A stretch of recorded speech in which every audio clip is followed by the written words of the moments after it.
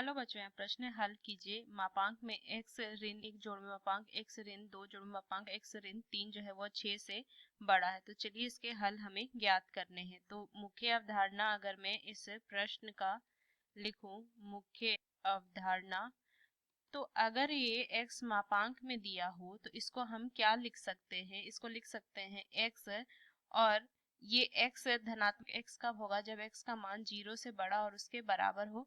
और x का मान ऋणात्मक लेके हम कैसे इस मापांक को खोलेंगे? जब x का मान 0 से छोटा हो। तो ये क्या होगा? दो मान देगा, एक और धनात्मक और एक और ऋणात्मक।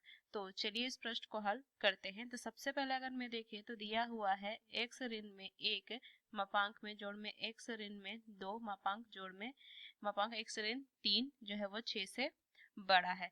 तो देखिए यहाँ पे क्या हो जाएगा, यहाँ से इसके 3 बिंदु निकलेंगे। अब देखिए यहाँ से इसको अगर मैं हल करूँ तो इसके एक क्रांतिक बिंदु देखूँ तो 1 2 3 होंगे। इस तरीके से 1 2 3, इधर मान लीजिए ये माइनस इन्फिनिटी है, ये प्लस इन्फिनिटी है। तो यहाँ से मान लीजिए 3 बिंदु है। तो अगर मैं यहाँ से x का मान 3 से ज्यादा रख के देखती हूँ तो देखिए ये जो है इसको तो हम क्या कर सकते हैं, ये धनात्मक हो जाएगा। 3 माइनस 1 2 आएगा, फिर यहाँ से 3 माइनस 2 1 आएगा, और यहाँ से 3 माइनस 3 0 आएगा। तो मतलब कि सारे मान जो है वो धनात्मक हो रहेंगे। तो इसको हम ऐसे ही खोल सकते हैं इसके मापांक को। तो x ऋण में 1 जोड़ में x ऋण में 2 जोड़ में x ऋण में 3 6 से बड़ा होगा। तो कितना हो जाएगा? 3x ऋण में 6 से बड़ा होगा तो 3x क्या हो जाएगा? 12 से बड़ा होगा। तो x का जो मान आ जाएगा 4 से बड़ा होगा। अब देखिए यहाँ पे हमने x का मान 3 से बड़ा, यहाँ से मान जो है x जो है वो x जो है यहाँ पे 3 से बड़ा और यहाँ पे x जो है वो 4 से बड़ा है। मतलब कि यहाँ से क्या है, ये संभव है, तो ये हल है।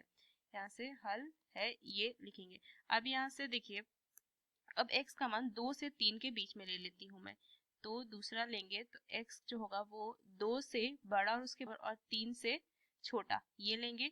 तो देखिए यहाँ से अगर मैं मान लिखूं तो ये मापांक जो है ये तो हमारा क्या धनात्मक मान देगा, ये भी धनात्मक मान देगा। लेकिन अगर ये मैं लूं तो 2 से 3 के बीच में अगर ये मान लेती हूँ तो ये क्या होगा? ऋणात्मक मान देगा। तो यहाँ से इसको ऋण दे के हम इस मापांक को खोलेंगे। तो यहाँ से क्या हो जाएगा, ये लिखेंगे x ऋण में 1 जोड़ में x ऋण में 2 ऋण में x ऋण में 3, ये 6 से बड़ा होगा। अब देखिए यहाँ से कितना हो जाएगा, ये मान जो आ जाएगा x ऋण में 1 जोड़ में x ऋण में 2 ऋण में x ऋण में 3, ये लिखेंगे। तो मान आ जाएगा कितना, ये एक x से इससे कट जाएगा तो x आ जाएगा यहाँ से, और एक -3 प्लस 3, तो यहाँ से हो जाएगा क्या, वो कट जाएगा। तो x का मान 6 से बड़ा, लेकिन यहाँ से हमने मान लिया 2 से 3 के बीच में। तो यहाँ से क्या लिख सकते हैं कि ये हल नहीं है, हल नहीं है। अब यहाँ से अगर मैं तीसरा केस देखूं जहां पे x का जो मान है वो 1 से बड़ा और उसके बराबर बट 2 से छोटा होगा, ये मान लेंगे। तो देखिए यहाँ से अगर मैं मान देखूं तो ये जो मापांक है ये तो धनात्मक मान देगा, लेकिन ये दोनों ऋणात्मक मान देगा, क्योंकि x का मान रखिए अगर मैं 1 से 2 के बीच में रखती हूँ तो ये दोनों ऋणात्मक मान देंगे। तो यहाँ से देखें तो x जो ऋण में 1 ऋण में x ऋण में 2 ऋण में x ऋण में 3 6 से बड़ा होगा। तो x ऋण में 1 माइनस में x जोड़ में 2 ऋण में x प्लस में 3, ये लिखेंगे मान।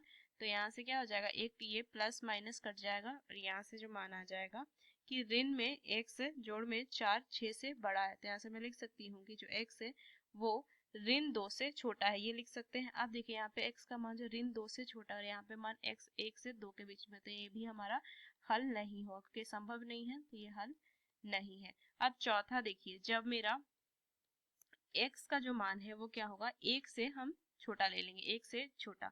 तो यहाँ से क्या हो जाएगा कि ऋण में x मतलब कि तीनों मापांक जो है वो अब ऋणात्मक मान देगा, क्योंकि x से क्या होता है, 1 से छोटा लीजिए तो यहाँ पे तीनों ऋणात्मक देंगे मान।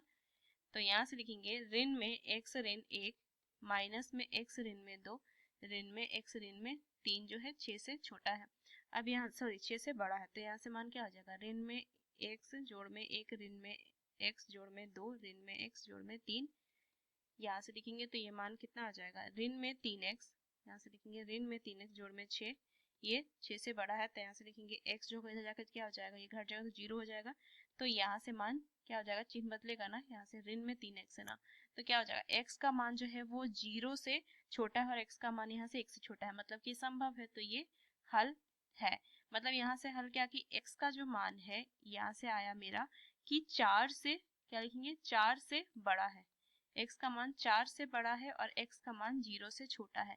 तो यहाँ से इसको मैं लिख सकती हूँ क्या इस तरीके से, अगर मैं इसको संख्या रेखा पे लिखूँ तो ये मान लीजिए माइनस इन्फिनिटी और ये प्लस इन्फिनिटी। तो देखिए यहाँ से मान लीजिए ये 0 है, 1 2 3 4 इस तरीके से है।